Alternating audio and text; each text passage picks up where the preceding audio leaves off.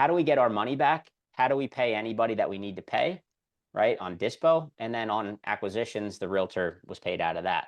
So Yep. for us, right, we say, okay, we're going to couple this with lease option.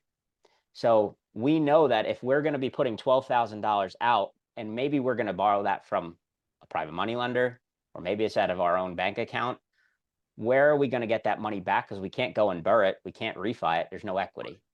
We take that down payment check from the tenant buyer or from the rent to own buyer, and we pay ourselves back with that. As me and my wife, we have an acquisitions business out of Pennsylvania, and we buy and sell real estate with creative finance. So a lot of our portfolio was purchased with seller finance, subject to wraps, and then we sell all of them on lease options. And then in betweens, we wholesale and we do novations. Dude, To I'm gonna dive into this because it might sound foreign to some people, it might sound not to some people, but I have a lot of questions too because it's different. I mean, I do a lot of seller financing, creative stuff, but it's not my go-to. Um, so like the majority of stuff you do, I think when we spoke, I thought was interesting because you go creative first, right? Yep, So like absolutely. you're on the seller call and like your mind's like, okay, how can I get them what they want and do it creatively? Yep, exactly. So most people that I know who have acquisitions business, they run it the opposite way that we do. They run hit them low hard in cash, then pit it against novation, and then last resort is creative. Yep. Now, what we've seen is that if we come in with creative and they're not open to it, they're also not offended or feel some type of way or have a guard up because you just hit them with a low ball cash offer. They're like, okay, that's actually a really cool option, but unfortunately, I can't do that. And then I say, well, I do have two other options we can go through, right? And so by leading with the less, basically, I don't know what's the best word to put it, right? But Less friction, maybe? less friction, exactly, Yeah. right? You're Yeah. coming in and you're offering something that they want, their price, right? But in return, I need my levers. Yep. But if they can't give me my levers, then we'll go old school cash and then hit it at innovation as last resort. Yep. So my question with that, which I do creative deals too, like I just got an email right now for a park and they're like, okay, how long would do we need to hold the note? That's a good start. That's You know, awesome. Yeah. I really sent a low offer. It was half of what they were asking, but it was creative. Um, but I know like these creative deals, they might not cash flow. And when I say much, a lot, whatever is relative, because if you have enough deals, stuff works. But like you might get a down payment, I'm assuming, and you're gonna have, I don't know, correct me if I'm wrong, a few $100 a month in cash flow, right? So it depends, right? So what we're seeing in the market right now is if you're trying to do a creative deal, right? First and foremost, it has to make money, Yep. right?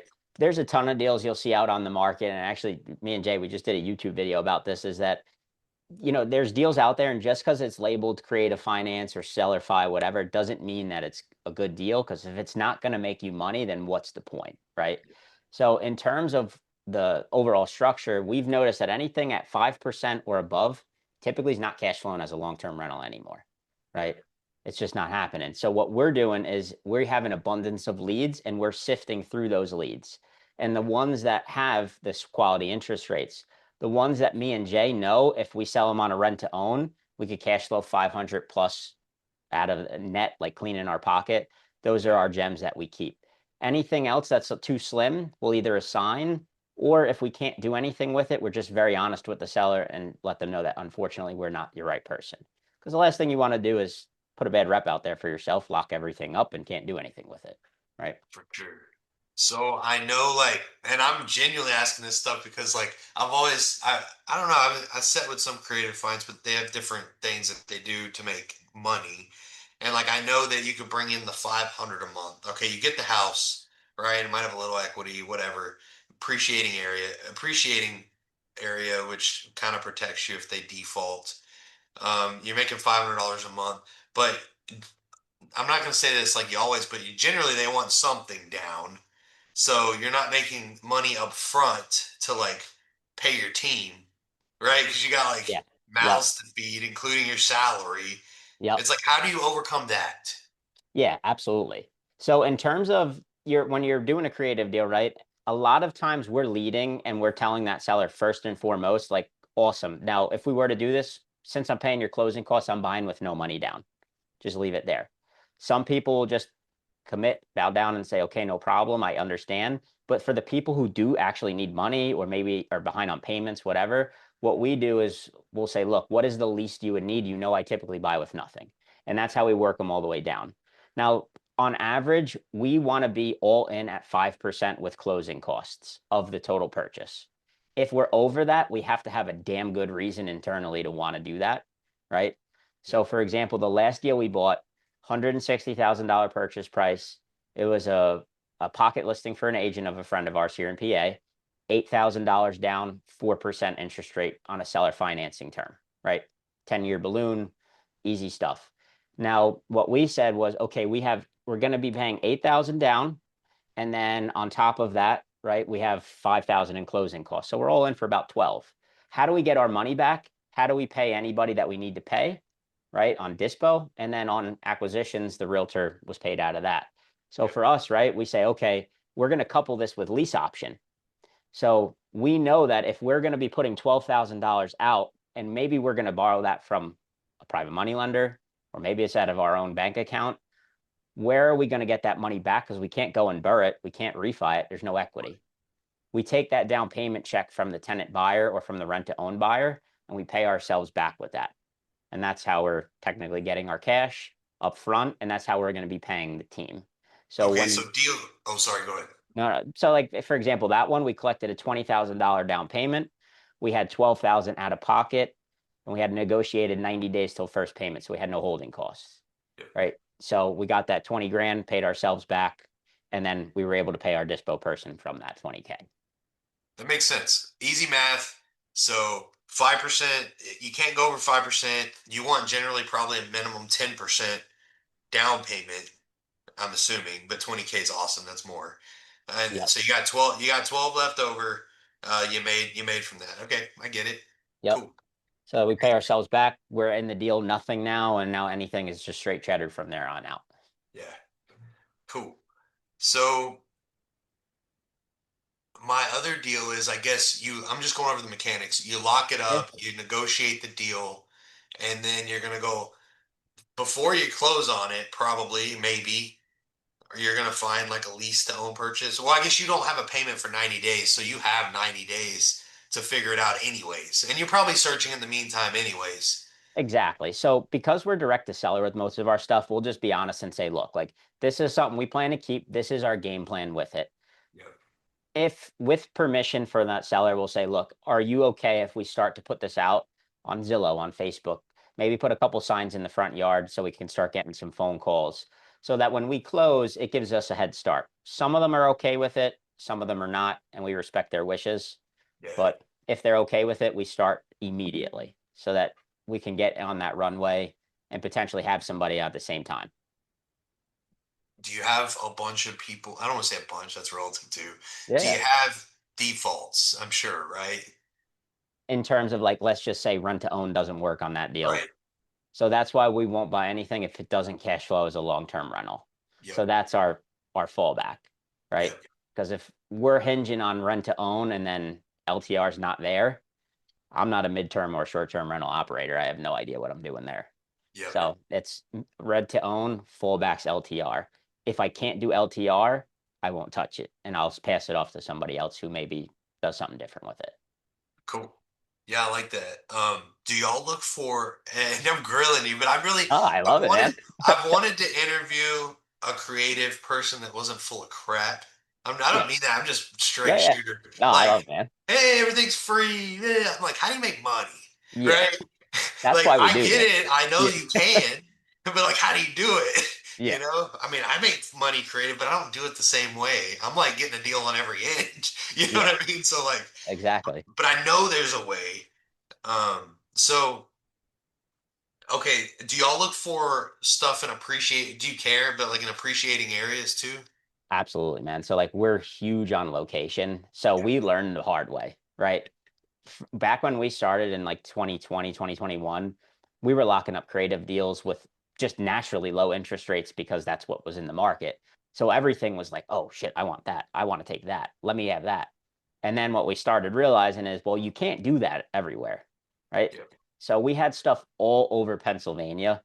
And what we've found out is that in the non-appreciating markets or in the flatlined markets, yes, those properties do cash flow pretty well. Rents are always above market, or what you want to call it, above average in the state. But the Yeah, problem is no one has money in those areas. Or if they do, it is a subprime tenant, unfortunately. And every single one of those properties that we tried in certain areas that were subprime markets or flatlined, yeah, evictions, kept their deposits, destroyed the houses. So what we said is we got rid of all of them that were not in the areas that we knew were appreciating and that would breed good quality tenants, yeah, just like what we would look for in a long-term tenant rental, right? And yeah. that's what we do now.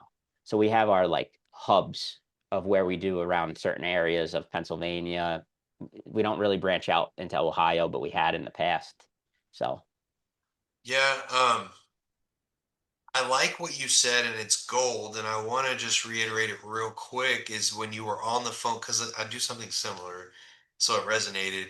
When you're on the phone with the seller and you tell them I'm paying your closing costs, so I'm not giving you anything down, I'll say I'm probably putting money into this house, exactly right. right? So I'm not putting anything down. It's very similar, and they seem to get it, right? They're Because like, oh, I'm it taking just, my cash and I want to put it into your house, right? But right, I can't give it to you and do that, right? right. I, Exactly.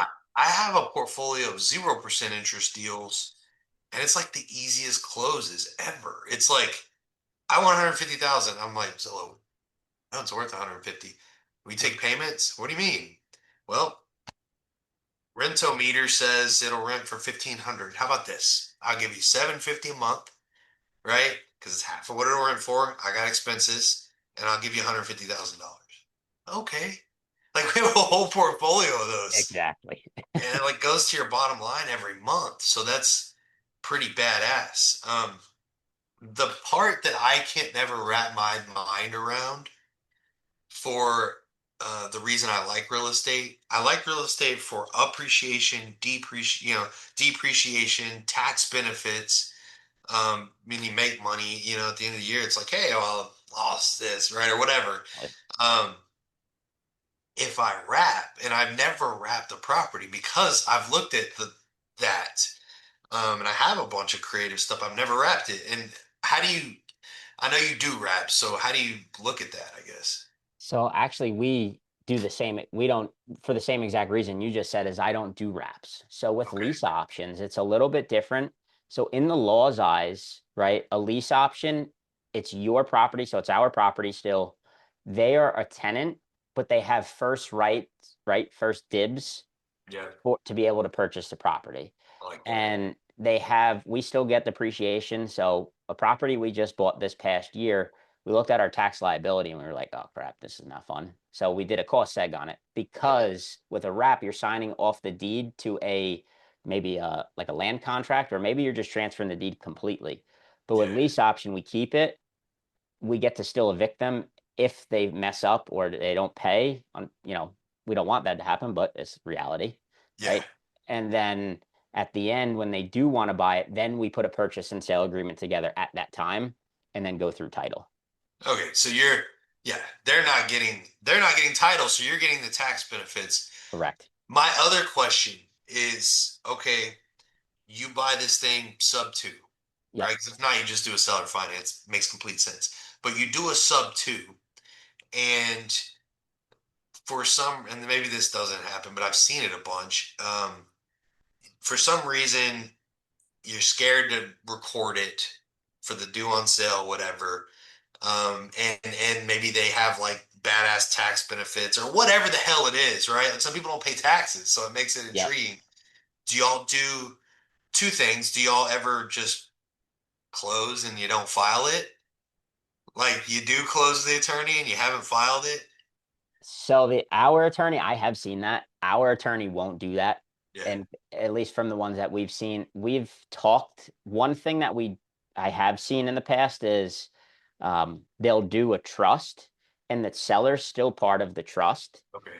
So, and they have like 0.01% beneficial interest. So it's legitimate, right? And if there was ever a time where the banks asked for the due on sale or like any of that happened, it would show that the seller has it.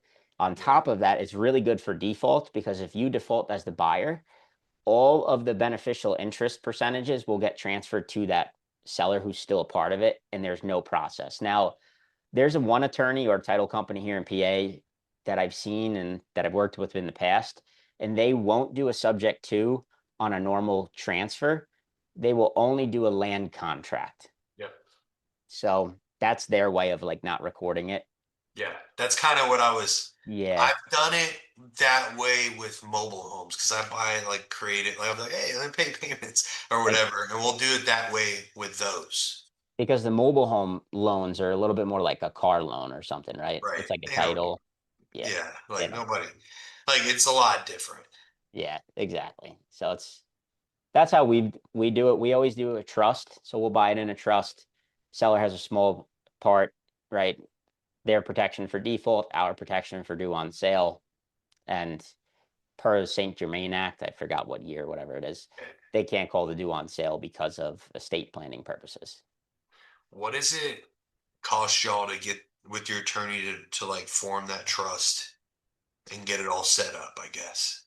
So our TC does it actually Okay, for us. cool. So for a sub two deal, our TC charges $1,500 and she gets all the disclosures, LPOAs, and then she'll form the trust and send it to the attorney's office. And then it's Yeah, just normal closing fees, transfer tax, title insurance, all that that's jazz. fast. And I only ask for people that like want to do that. And a Yep. lot of times it's like, well, how much is that going to cost? You know, Yeah. like trust, it sounds pretty official.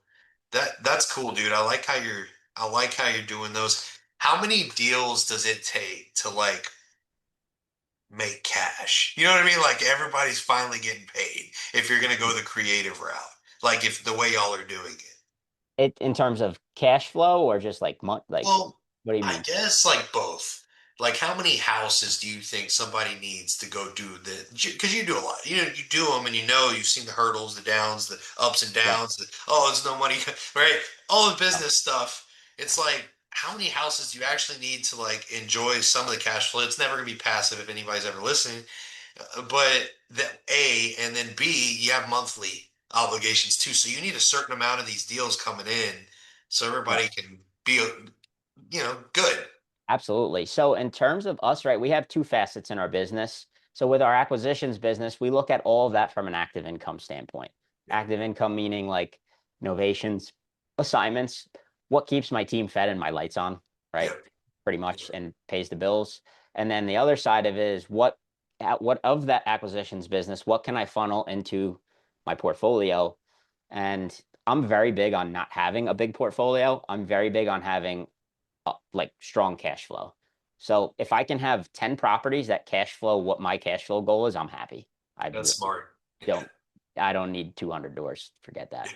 Right? yeah, Not have it. No, I'm good. So, but that's what we look for is cash flow. So right now, our cash flow goal, just at the current moment, we want to have a minimum net clean, no maintenance calls with our lease options, $10,000 net per month. yeah, That pays for every single living expense we have, anything we want to do.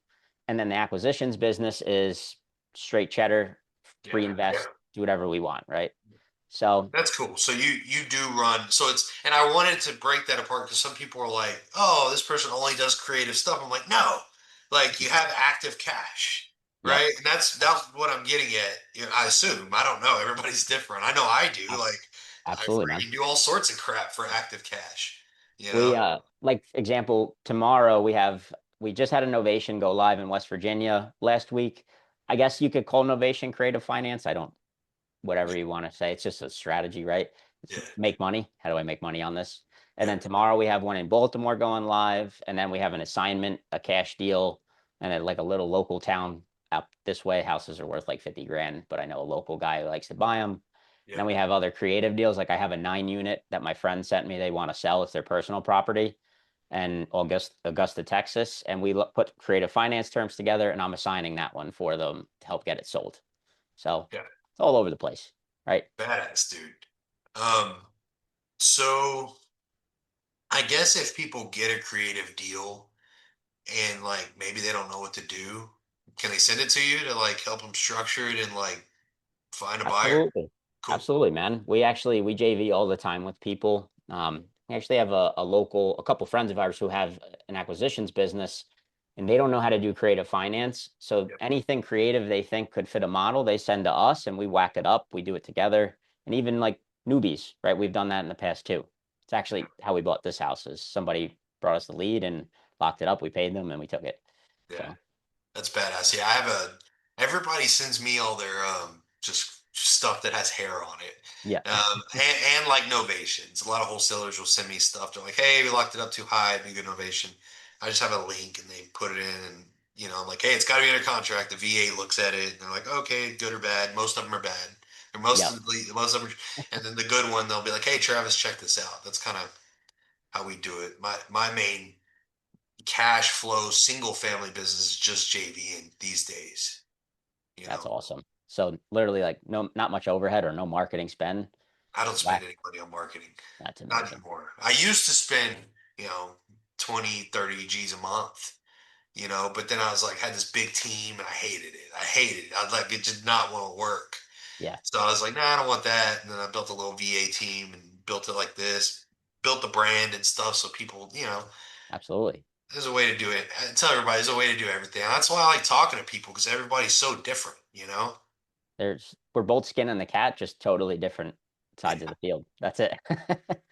How's you said you're getting, what's your lead generation look like? Like, what do you do? Facebook sponsored ads. So we run Okay. everything through Meta or social media, however, both organic as well as through the paid method. Do y'all do a video or do you do pictures or do you do both? So it's actually all pictures. We have both, right?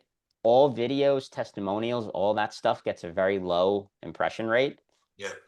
And then picture wise, what people do, right? Think about it I always reverse engineer this stuff, and that's how we've come up with our own ads is when you're going through Facebook, you're going through social media, the normal human outside of us who use it for income tasks, right? What are they doing? They're not typically reading the captions. They're looking at the visual and what catches their eye first. So a video is not going to catch their eye because they got to stop and click on it. But Yeah. a big picture in your face that says something to Yeah. catch their attention is going to make them click. And I guarantee you they're not even going to read the description, right? So what can catch their attention? Yeah. So I ran Facebook ads years ago and I ran a video and I did okay. And I never tried pictures. And then I went to run some Facebook ads because I guess I was bored. I don't know. I need to stop doing that crap. But I was like, I can still do it. I'll just turn it on and let the team. And the video like was just bringing in a bunch of randos, yeah, and it just everything had changed. But they've made it so easy to set up an ad now. Used to there was a lot to it. yep, Now there's like just auto integrate. I was looking at it. I was like, this is easy. I took a course on it to learn it originally, and now I'm like, holy hell. yeah, man, it's crazy. You literally upload a picture, you put a little description, and then it does all the other stuff for you. That's Yeah. it. What's the best? I guess because you have some tests. This is your main. What's the best kind of picture somebody be able to use if they wanted to just throw an ad up? Honestly, if you're gonna look to do something like this, that picture, right? It has to catch their attention. What typically catches people attention? A band, where do bandit signs come from, Yeah, right? Because that's the visual. So a bandit sign that says whatever you're doing, and it's whether you're holding it or maybe it's just propped up, whatever, right? That's immediately gonna all they see, and in 2 seconds they say, okay, this person buys houses.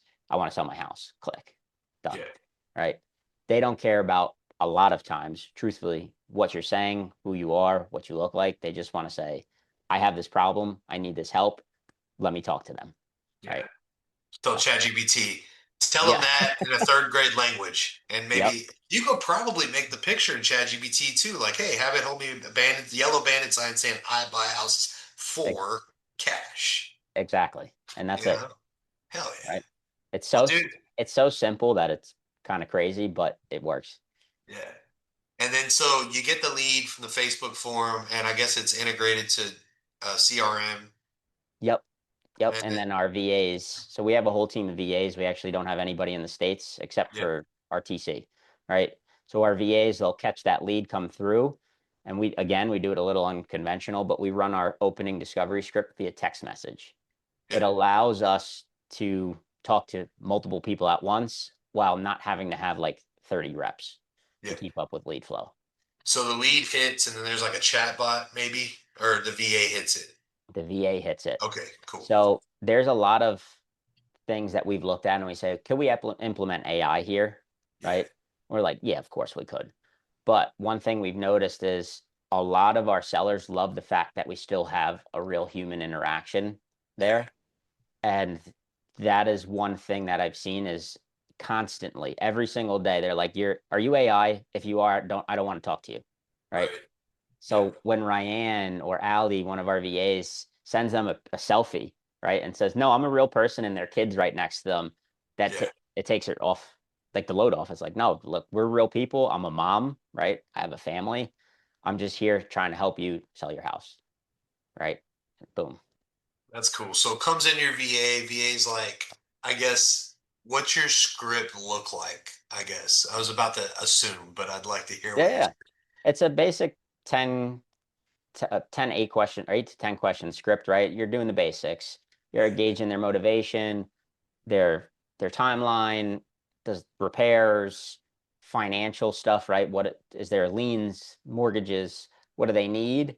And Yeah, then lastly, what we do, right? Instead of saying, okay, cool, let's hop on a call to discuss our offer, we make sure that they would be open to seller financing based on what they've just told us. And yeah, from there, we'll say, look, like, typically the way that we do buy our homes is with seller financing. If we take over the payments or if we pay you payments, is that something that you'd be open to? You'd be surprised. A lot of people are like, yeah, absolutely. And then we yeah, hop on a call. If not, it's like a decision tree. yeah. No, then we'll say, okay, well, we can also buy your house cash. Would you be flexible if they say yes? And it makes sense, right? Then the VAs book a call on the closer calendar. Everybody wants options. So Exactly. everybody wants options. So Right. That's the cool, dude. biggest thing. Well, I appreciate the hell out of you jumping on here and let me grill you for 30 minutes. Absolutely, man. Thank you for having me. I appreciate you. Yeah, bro. What's I guess where can people find you? Yeah, absolutely. If anybody wants to find me, I'm Mike Scarpa on Facebook. I'm pretty active on there, or Roman, Roman, with Mike on Instagram. Hell yeah. So I'm gonna stop recording here